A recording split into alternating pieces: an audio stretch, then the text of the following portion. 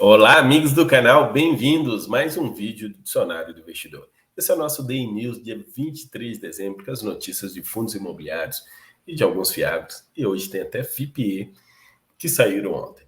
Vamos lá, vamos dar uma olhadinha, vou começar com o roteiro do dia. Para hoje nós temos altas e baixas do dia, proventos do dia, fatos relevantes, relatórios gerenciais e comentários do Kiko. Vou pedindo para deixar o like. Ontem foi ao vivo, hoje não vai ser ao vivo. Quem sabe mais tarde eu entro ao vivo para um bate-papo com vocês, de modo geral, para um tira-dúvidas. Aviso você, esse vídeo não é uma recomendação de investimentos. Ativos citados não podem ser considerados indicações de investimento. Responsabilidade de escolha de ativos é do próprio investidor. Rentabilidade passada não é garantia de rentabilidade futura. Altas e baixas. E FIX subiu, apesar de ter subido muito pouco, 0,05, subiu e se manteve acima de 2.800 pontos. Vocês lembram que eu falei para vocês, é uma resistência, foi superada essa resistência, mas às vezes e pode virar agora um topo e pode virar uma resistência, né? Um fundo. É um topo e pode virar um fundo. Porém, isso aqui pode ser um rompimento falso e hoje operar para baixo de 2.800. Vamos esperar. Eu acredito que sobe novamente hoje, principalmente porque nós estamos chegando no final do mês. Aquelas rendas, uma grande maioria dos fundos imobiliários, mas fechou aí 2.801 pontos positivo nessa quinta-feira. Vamos ver como é que vai fechar sexta-feira. Entre os fundos imobiliários de modo geral, o WTSP 11 subiu 16%, BICR11 subiu 14%. Isso aqui o primeiro os dois têm pouca liquidez, mas me impressiona essa alta tão alta nesses dois fundos para investidores em geral. Me impressiona essa alta. Já o PRSN11 subindo 10%, não vejo tanta diferença. CJCT11 sempre apresenta uma volatilidade, ontem tinha caído muito, hoje subiu 8,55, PEMA11 8,38, KNRS 7,55.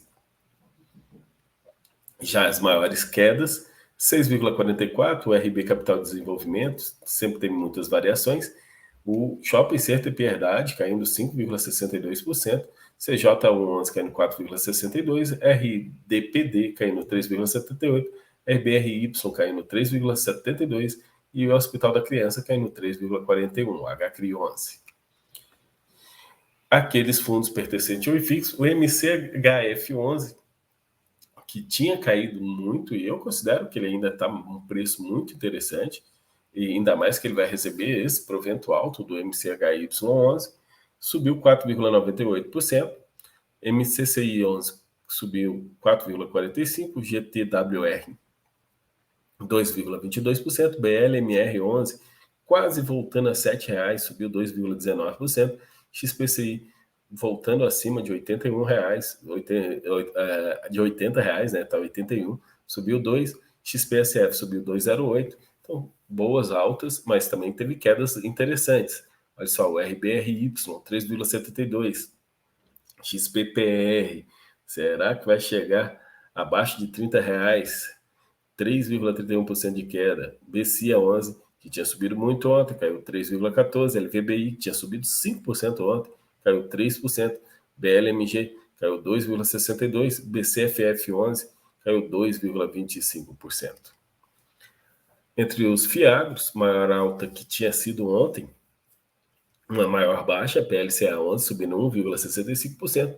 A GRX11, que ontem tinha subido 10%, hoje subiu mais 1%, voltou ao preço que estava antes daquela queda. RURA 11, 0,88% de alta, NCRA 0,87%, ou IAG 0,68%, o EGAF 0,64%. Entre as quedas, KNCA 1,43%, DECRA voltando abaixo de R$ 9,00, 0,99%, XPCA 0,93%, voltando a ficar próximo do seu VP, FGA 0,61%, VCRA 0,46% e VGIA 11 aqui, ó, caindo 0,41%, continua bem abaixo de R$ 10,00 aí o VGIA 11 9,81%. Lembrando que a grande maioria desses fiagros são indexados ao CDI. Entre os FIINFRAs, poucas alterações como sempre, juro 11 maior alta 1,34%, BODB 11, 0,65 de alta. Nas baixas, Cadif 1,45, CPTI 1,13. Poucas alterações realmente nos FIINFRAs, eles estão mostrando que tem uma baixa volatilidade. Fonte de dados statusinvest.com.br.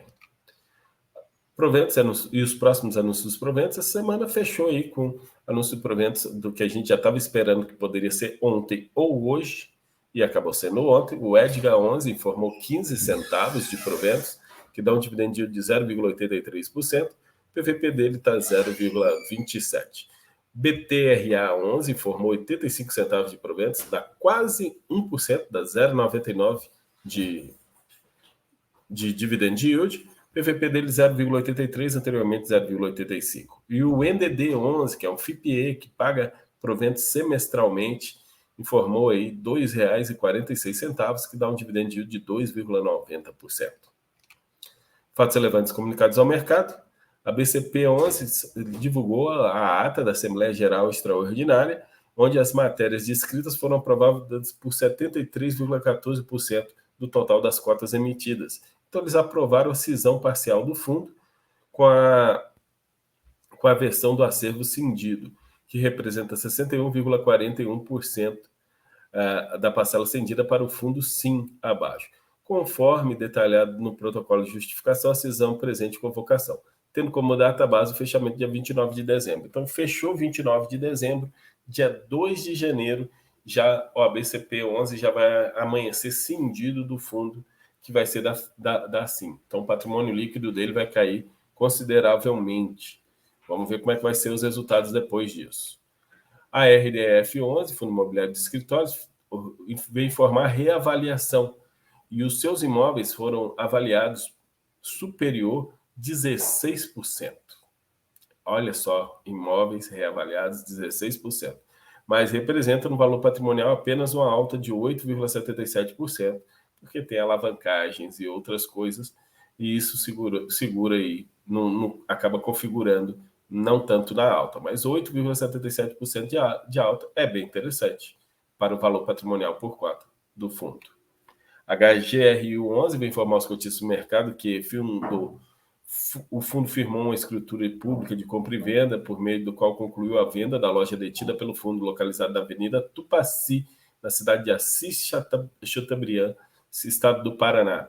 Então, é mais uma loja locada para as casas pernambucanas que o HGRU vendeu e foi por R$ 4.500.000, equivalente a R$ 4.479,31 por metro quadrado. O imóvel foi adquirido em 6 de novembro de 2020 e até a presente data o total investido, considerando os custos de aquisição, custo de transição e benfeitorias, foi 3.207, então foi um bom lucro. Com isso, a operação gerou um lucro caixa de 1.292.000, equivalente a 7 centavos por cota. Então, mais 7 centavos por cota de resultados que o HGRU vai distribuir no futuro aí de lucros com as vendas dessas lojas pernambucanas, que eles compraram no atacado e estão vendendo de um em uma no varejo. Galg 11 veio comunicar aí que protocolou um novo cronograma indicativo da oferta e terá um prazo, e na CVM terá 10 dias úteis para se manifestar. Então, Galg 11, a oferta pública deles vai ter um novo cronograma, que não foi publicado esse novo cronograma, tá? Que vai alterar as datas, tanto de período de preferência, quanto período de reservas públicas. Vamos esperar para ver como é que vai ser. Relatórios gerenciais. A FHI 11, o Fundo Imobiliário de Recebíveis. Em novembro de 2022, o fundo oferiu um lucro de regime caixa de 2.535.000, somado ao saldo acumulado e não distribuído de 510.000. O resultado distribuído do fundo em novembro foi equivalente a 3 milhões, 1,05. Então, eles praticamente usaram reserva, uma boa reserva, R$510.000 de reserva. A equipe de gestão optou em distribuir o valor de 96 centavos, não foi tudo, né? Dessa forma, o acumulado e não distribuído, totalizado aí 4 centavos, guardou ainda quase 5 centavos de reserva. O saldo acumulado de correção monetária não distribuída nos CRIs da carteira totaliza 51 centavos. Então, ele tem 51 centavos de acruados. A cota patrimonial do fundo teve uma desvalorização de 90 centavos, saindo de 95,72 para 94,88, devido à marcação a mercado. É um fundo que já utiliza a marcação a mercado para averiguar. Vale destacar que todas as operações seguem adimplentes em relação às suas respectivas obrigações. RBRD11, Fundo Imobiliário de Varejo. A RB Capital continua empenhando todos os esforços para alocar os imóveis do Catete e de Natal. Então, ele só está... Dos 4 imóveis que esse fundo tem, 2 estão vagos. Contratamos a CBRE, uma empresa de consultoria imobiliária internacional, líder de mercado para locações. Desde o início do processo de prospecção de potenciais locatários, além da sua rede direta de prospecção, a CBRE acessou diversas imobiliárias locais e mais de uma centena de empresas, dos quais 61 foram abordadas somente no último quadrimestre. Atualmente, 11 conversas ativas com potenciais inquilinos para o imóvel do Catete e 6 para o imóvel de Natal. Então, vamos esperar para ver se vai sair essas locações ou não no RBRD11. CYCR11, mais um fundo imobiliário de recebíveis que virou base 10, informou um provento de 10 centavos, o equivalente ao dividend yield de 14,83%, é um bom dividend yield. Distribuímos uma média de R$ 1,20 por cota. O patrimônio líquido do fundo continua balanceado entre inflação e CDI, estando 16,10% alocado em CRIs, indexado ao CDI, e 5,75% alocado em FIIs, que investem prioritariamente em CDI. Além disso, continuamos realizando operações compromissadas com recursos não alocados, lastreados em CRIs, com rentabilidades atreladas ao CDI, que continua alto. Somando todas as operações indexadas ao CDI, totalizado 38,89% do nosso patrimônio líquido a CDI e 61,11% à inflação.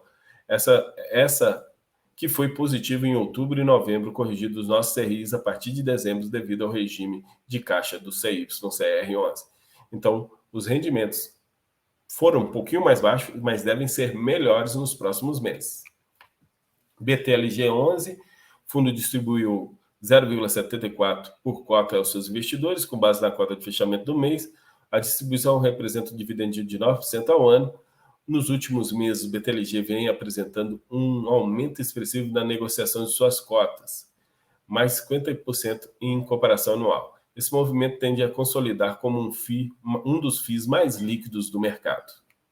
Comentários do Kiko, para a gente fechar o vídeo. Disponibilizar FIIs para aluguel. Pois é, pessoas estão me perguntando muito sobre isso, como é que faz para colocar. Primeiro, depende da sua corretora. Cada corretora, você coloca os seus ativos para alugar de uma maneira. Tem corretoras que chamam de carteira remunerada. Então, basta você ativar a carteira remunerada que seus fundos imobiliários e suas ações vão estar disponíveis para aluguel. Outras colocam aluguel dos seus ativos. Algumas corretoras, ou você coloca ativo por ativo, ou você tem que colocar a carteira inteira. No caso do Banco Inter, é a carteira inteira. Para colocar sua carteira disponível para aluguel e receber um aluguel dessa renda, disponível para aluguel, tá certo? Você tem que falar com sua corretora. Veja com ela, cada uma tem uma maneira diferente. Kiko, tem vídeo para isso? Gente, lá no Banco Inter é só clicar no botão, ativar a carteira remunerada e pronto. Está ativado. Para FIIs, especificamente, é muito difícil alugar, porque as taxas de aluguel são muito altas e a volatilidade é pequena. Como assim, Kiko? Gente, a taxa de aluguel é a taxa que quem alugar o meu fundo imobiliário vai ter que pagar por esse aluguel. E essas taxas são altas, já eu mostro as taxas para vocês. E, além disso, a volatilidade. Um fundo imobiliário para cair em um mês 2%, 3%, a grande maioria das pessoas já ficam desesperadas. Por que está caindo? Por que está caindo? Sendo que lá em ações isso é muito comum. E o lucro com esse tipo de negociação em fundos imobiliários não tem isenção e é 20% sobre o lucro no imposto de renda. Enquanto nas ações, ainda se for menos de 20 mil no total das vendas do mês, você ainda pode ser isento e lá só paga 15%, não 20%. Então o pessoal prefere alugar ações ao invés de alugar fundos imobiliários. Então, quase nunca eu realmente só lembro da época do HCTR que meus ativos foram alugados. Nunca mais. Agora, já ações sempre tem uma ação aqui sendo alugada ou outra aqui.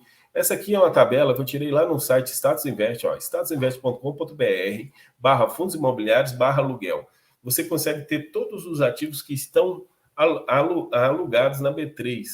Então, a primeira linha para você entender, a LZR11 teve aluguéis aí com taxas de 11,30, gente. Sabe o que é uma taxa de 11,30? Quer dizer, o cara está pagando 11,30% ao ano de aluguel. 11,30% ao ano não vai dar em um 0,6%, que é 0,8%, 0,9% ao mês. Para o cara ganhar no fundo imobiliário 2% da queda de um ativo, é muito pouco. Então, as pessoas não... E a gente vê aqui, ó, BCFF11 é 24,90 a taxa. E aí as pessoas não querem alugar, porque as taxas são muito altas. O CPTS11, a taxa de remuneração do doador está 30%. A média é 26,85%. Mas, assim, a taxa de muito alta. 30% ao ano o cara está pagando de aluguel. Tipo, se eu aluguei 100 cotas de aluguel, porque eu vou operar vendido nela, eu tenho que pagar essa grana aí, 30% ao ano, os dias que ficarem comigo. É lógico que é por dia. Aí, então, é muito alto as taxas de aluguel. Nessa folha aqui, a menor taxa está o BTCI 11, 5%, mas outro tudo acima de 9%. Aí, acesse esse site, dá uma olhada lá, vocês veem quais são as taxas. Deixar disponível para alugar é muito interessante. Mas olha aqui, essa linha aqui tem uma linha chamada contratos, uma coluna chamada contratos. São muito poucos contratos. Aqui do CPTS tem 19 contratos, então quer dizer que tem 19 pessoas alugando suas cotas, apenas 19 pessoas. O fundo tem mais de 100 mil cotistas, tem só 19 alugando suas cotas. O BCFF11 tem mais de 300 mil cotistas, tem só 28 alugando suas cotas. É muito pouco mesmo a quantidade de pessoas que conseguem alugar suas cotas. E quando o pessoal pergunta, em declaração de imposto de renda, se eu botar minhas cotas para alugar, na hora de declarar imposto de renda, eu vou ter dor de cabeça? Não. A declaração de imposto de renda é bem simples. Você recebe o aluguel, e esse aluguel que você recebe, seja de ações ou de fundos imobiliários, eles são considerados rendimentos de renda fixa, porque é um contrato que você fez de empréstimo e está recebendo dinheiro, é como se fosse um CDB. Você vai pagar imposto de renda sobre isso, sobre esse empréstimo, e ele já é tributado na fonte, ou seja, a gente só recebe o valor líquido. Então, a gente declara ele na declaração de imposto de renda em rendimentos com tributação exclusiva.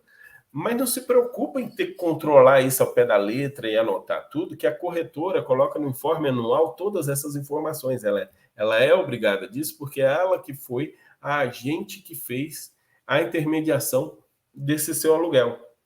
Então, ela vai fazer esse aluguel de cá para lá e vai te mandar no informe anual para você lançar na declaração de imposto de renda. No nosso curso de imposto de renda, que está aí na descrição, baratinho ainda até o final do ano, você consegue, tem ensinando isso e também várias outras coisas, porque é um curso completo de imposto de renda para investidores, está R$ 35,00 até 31 desse mês, depois a gente vai subir, e ano que vem, caso tenha alguma mudança no programa da Receita Federal, todos os vídeos serão alterados. Tudo que precisar ser atualizado de acordo com o programa da Receita Federal, eu sempre atualizo. Quem já tem o curso sabe disso, sabe que tem atualizações. Já vamos para o terceiro ano, já é o quarto ano, na verdade. Quarto ano de curso que vai ter no ano que vem, e se tiver alteração no programa da Receita, tem atualizações recentes. Pessoal, vou encerrando por aqui, vou pedindo a vocês que deixem aquele like, quem não é inscrito, por favor, se inscreva no canal. Muito obrigado a todos vocês, que seja uma ótima sexta-feira, e amanhã vamos ter leitura de relatórios gerenciais. Hoje, por enquanto, vai ser só o nosso querido Day News, talvez um videozinho mais tarde aí, para a gente falar sobre imposto de renda, já que a gente está chegando no finalzinho do ano. E muito obrigado a todos vocês e até a próxima, pessoal.